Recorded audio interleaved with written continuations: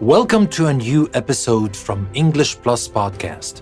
Today we're going to talk about idioms, and those are idioms we can use to express happiness and sadness. But first, let me remind you that you can support the podcast by becoming a patron on Patreon. And when you become a patron, you will get a PDF practice worksheet with every single episode we publish every day. So now, without further ado, let's talk about the idioms we can use to express happiness or sadness. Let's start with happiness. Let's start with extreme happiness. When you are extremely happy, you can express that by saying, I'm on cloud nine, or I'm thrilled to bits, or I am, or you can say, I feel on top of the world, or I'm over the moon, or you can say, I'm in seventh heaven. So these are 5 idioms you can use to express your extreme happiness. And I hope you're always extremely happy and you can use those idioms all the time. But we have other happiness idioms, and unfortunately, we have some sadness idioms that we're going to talk about because sometimes we are sad, or sometimes we would want to use some idioms to describe sadness. So let's start with other idioms that we can use to express happiness. We can say get a kick out of something or get a real kick out of something. For example, we can say, I get a real kick out of going for a run first thing in the morning before anyone else is up.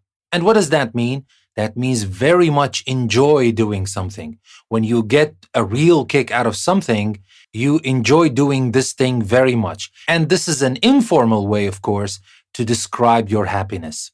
Another idiom is do something for kicks. For example, Kate is keen to have a go at bungee jumping, just for kicks.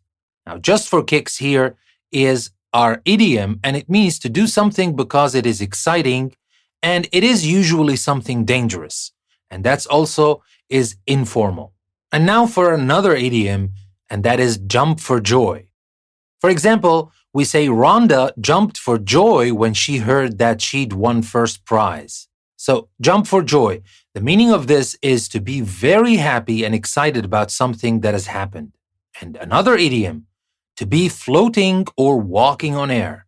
For example, we say, I've been walking on air ever since Chris and I started going out together. And here, walking on air means to be very happy about something good that has happened. And another common idiom we use when we want to describe our happiness is to say something makes your day. For example, it's great to hear from you. It's really made my day. And that means something makes you feel very happy. And now that we've talked about idioms that we can use to describe happiness, let's move on to talk about idioms that we use to describe sadness. And here I will read you an excerpt from an email, and we have idioms in this email that describe sadness. So let's read this excerpt together. Hope all goes well with you. Unfortunately, everyone here is out of sorts. Will is down in the dumps because he doesn't like his teacher this year. I've told him that it's not the end of the world and that he'd better just grin and bear it, but I think he likes being a misery guts. And so he complains about her every night. Pat is also suffering from sour grapes because I got the role in the school play that she wanted. This puts a damper on every meal. So I'm really looking forward to staying with you at the weekend. So here, if we look back at this excerpt, we can see that we have a few idioms that describe something negative, and of course, here we're talking about something sad. We have out of sorts, down in the dumps, it's not the end of the world, just grin and bear it, a misery guts, sour grapes, and puts a damper on. Now let's talk about them one by one. Let's start with out of sorts. In this excerpt, we said, unfortunately, everyone here is out of sorts. What does that mean? That means slightly unhappy, or we can use it also to talk about slightly ill or sick. So that was out of sorts. What about the next one? Down in the dumps. In the excerpt, we said Will is down in the dumps because he doesn't like his teacher this year. And what does that mean? To be down in the dumps. To be down in the dumps means to be unhappy, simply unhappy, and it's an informal way, of course, to describe being unhappy. And now for the next one, it's not the end of the world. And here in the excerpt, we said, I've told him that it's not the end of the world. What does that mean? That means what has happened won't cause any serious problems. That's what I'm trying to tell him. But we have the next idiom, just grin and bear it. And that's what I continued saying.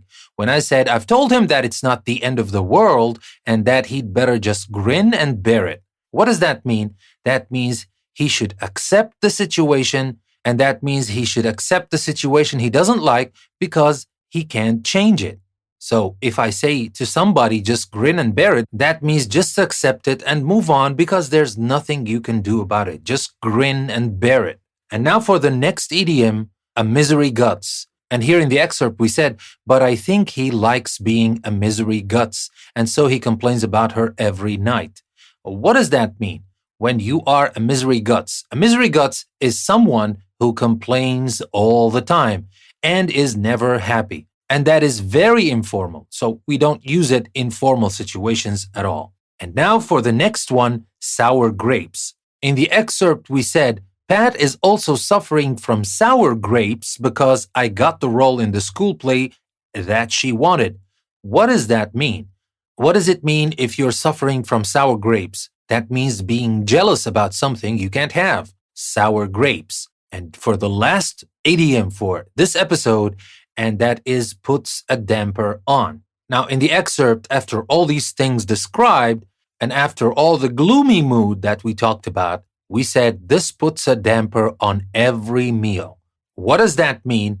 That means that stops an occasion from being enjoyable. And sometimes dampener is used instead of damper. We can say put a dampener on, but put a damper is just fine. So that will be all for today. I hope you learned some useful idioms you can use to describe happiness and sadness.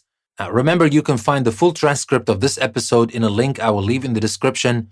And you can become a patron of English Plus Podcast on Patreon and get a PDF practice worksheet with its answer key with every single episode we create. So that being said, this is your host, Danny, saying thank you very much for listening to another episode from English Plus Podcast, and I will see you next time.